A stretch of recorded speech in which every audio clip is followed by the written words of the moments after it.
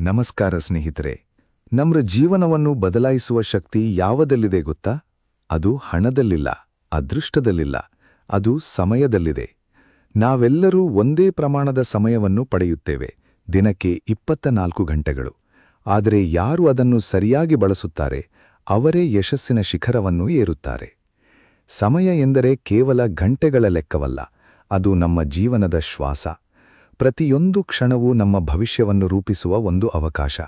ನಾವು ಇಂದು ಏನು ಮಾಡುತ್ತೇವೋ ಅದೇ ನಾಳೆಯ ಫಲಿತಾಂಶವಾಗಿ ನಮ್ಮ ಮುಂದೆ ನಿಂತುಕೊಳ್ಳುತ್ತದೆ. ಆದ್ದರಿಂದ ಸಮಯವನ್ನು ಹೇಗೆ ಉಪಯೋಗಿಸುತ್ತೇವೆ ಎಂಬುದೇ ನಮ್ಮ ಜೀವನದ ದಿಕ್ಕನ್ನು ನಿರ್ಧರಿಸುತ್ತದೆ. ಇಂದಿನ ಕಾಲದಲ್ಲಿ ಹೆಚ್ಚು ಯುವಕರು ಇನ್ನೂ ಸಮಯ ಇದೆ ಎಂದು ಭಾವಿಸುತ್ತಾರೆ. ಆದರೆ ಸತ್ಯ ಏನೆಂದರೆ, ಸಮಯ ಯಾರನ್ನೂ ಕಾಯುವುದಿಲ್ಲ. ನಾವು ಕಾಯಬಹುದು, ಆದರೆ ಸಮಯ ಮುಂದೆ ಸಾಗುತ್ತಲೇ ಇರುತ್ತದೆ. ನಾಳೆ ಮಾಡುತ್ತೇನೆ ಎನ್ನುವ ಚಿಂತನೆ ನಮ್ಮ ಕನಸುಗಳನ್ನು ನಿಧಾನವಾಗಿ ದೂರ ಮಾಡುತ್ತದೆ.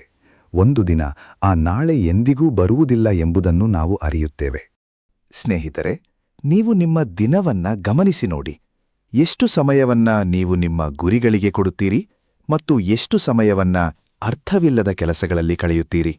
ಮೊಬೈಲ್, ಸೋಷಿಯಲ್ ಮೀಡಿಯಾ, ಅನಗತ್ಯ ಮಾತುಗಳು ಇವೆಲ್ಲವೂ ನಮ್ಮ ಸಮಯವನ್ನ ನಿಧಾನವಾಗಿ ಕದಿಯುವ ಕಳ್ಳರು. ಅವು ನಮ್ಮ ಗಮನವನ್ನ ಚಿತ್ತರಗೊಳಿಸುತ್ತವೆ, ನಮ್ಮ ಸಾಮರ್ಥ್ಯವನ್ನ ಕುಗ್ಗಿಸುತ್ತವೆ. ಆದರೆ ಒಮ್ಮೆ ನೀವು ಸಮಯದ ಬೆಲೆ ಅರಿತುಕೊಂಡರೆ ನಿಮ್ಮ ಜೀವನವೇ ಬದಲಾಗುತ್ತದೆ. ಬೆಳಗ್ಗೆ ಎದ್ದು ಒಂದು ಯೋಜನೆ ಮಾಡಿ, ನಿಮ್ಮ ದಿನದ ಗುರಿಗಳನ್ನು ನಿಗದಿ ಮಾಡಿ, ಸಣ್ಣ ಸಣ್ಣ ಹಂತಗಳಲ್ಲಿ ಮುಂದೆ ಸಾಗಿರಿ. 1 ಗಂಟೆ ಚಿತ್ತರದಿಂದ ಓದಿದರೆ ಅದು ಹಲವಾರು ಗಂಟೆಗಳ ಅಲಕ್ಷ್ಯ ಓದಿಗಿಂತ ಹೆಚ್ಚು ಫಲ ನೀಡುತ್ತದೆ. ಸಮಯವನ್ನ ಗೌರವಿಸುವುದು ಎಂದರೆ ನಮ್ಮ ಕನಸುಗಳನ್ನು ಗೌರವಿಸುವುದು. ನೀವು ದೊಡ್ಡ ಗುರಿ ಇಟ್ಟುಕೊಂಡಿದ್ದರೆ ಅದಕ್ಕೆ ತಕ್ಕಂತೆ ನಿಮ್ಮ ಸಮಯವನ್ನ ಹೂಡಿಕೆ ಮಾಡಬೇಕು. ಯಶಸ್ಸು ಏಕಾಏಕಿ ಬರುತ್ತಿಲ್ಲ, ಅದು ಪ್ರತಿದಿನದ ಸಣ್ಣ ಪ್ರಯತ್ನಗಳ ಫಲ. ಮತ್ತು ಆ ಪ್ರಯತ್ನಗಳಿಗೆ ಅಗತ್ಯವಾದುದು ಸಮಯದ ಸರಿಯಾದ ಬಳಕೆ.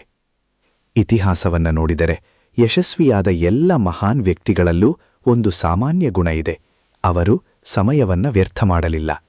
ಅವರು ಪ್ರತಿಯೊಂದು ಕ್ಷಣವನ್ನು ತಮ್ಮ ಗುರಿಯತ್ತ ಸಾಗುವ ಒಂದು ಹೆಜ್ಜೆಯಾಗಿ ಬಳಸಿಕೊಂಡರು. ಅದಕ್ಕಾಗಿಯೇ ಅವರು ಇಂದು ನಮ್ಮ ಪ್ರೇರಣೆಯಾಗಿದ್ದಾರೆ. ನೀವು ಕೂಡ ಅದೇ ಮಾಡಬಹುದು. ನಿಮಗೆ ಬೇಕಾದುದು ದೊಡ್ಡ ಬದಲಾವಣೆಯಲ್ಲ, ಸಣ್ಣ ಅಭ್ಯಾಸಗಳ ಬದಲಾವಣೆ. ದಿನಕ್ಕೆ 1 ಗಂಟೆ ನಿಮ್ಮ ಗುರಿಗಾಗಿ ಮೀಸಲಿಟ್ಟರೂ ಸಾಕು. ಕ್ರಮೇಣ ಅದು ನಿಮ್ಮ ಜೀವನವನ್ನ ಸಂಪೂರ್ಣವಾಗಿ ಬದಲಾಯಿಸುತ್ತದೆ.